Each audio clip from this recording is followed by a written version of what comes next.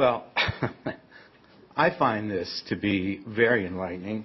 And Mr. Chairman and honorable board members, yeah, do I think a scheme will be concocted? Yep. Yes, I'm saying so. Do I believe previous schemes have been concocted? Of course. How haven't they been? Why do our members pay 100%? And to this day, and you know, I know you get upset and you say, oh, Nick, don't get upset at the dais. But when I sit and listen to this day, not one single executive is paying their employee share. Not one. And you say, well, we went with the managers. Yeah, they're only paying half of it now. They got a chance for years to get by with it, and now they're only paying 50% of it. And you want to talk about inequities? Yeah, our people are the ones that are paying the price. And you're talking about giving somebody a raise. You haven't given us a single thing at the bargaining table. All you've wanted to do is take. But you're willing to say, we'll bring in a leader that wants more. That's not leadership. And that's not the kind of leader we want. And that's not the kind of leader our members want. And we're not really, you know, you get a 2 Mercedes-Benz car allowance. That's what you can, with $765 a month, you can lease 2 Mercedes-Benz. You get that. Who concocted that? All these benefits have been concocted.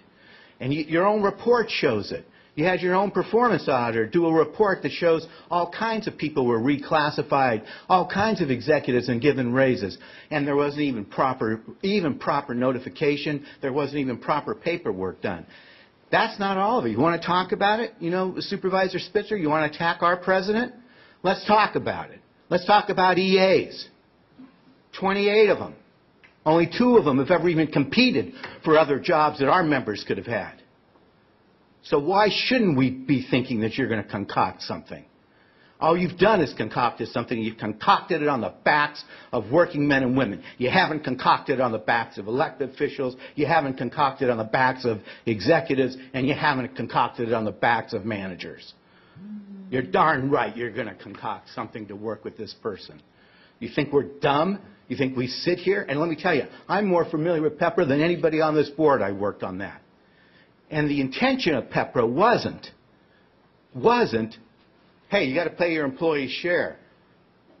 But, wink, wink, if you give me just the same amount of money that it would cost me, and I'll pay my employee share. That was not the intention of the law.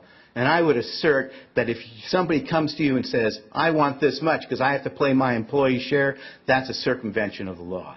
And we can argue about that all we want. But those are the facts. And you're darn right we're skeptical. Do you think you guys will concoct something? Yeah, we're very skeptical of it. And you want to talk about it later? We want to talk about being preemptive about it.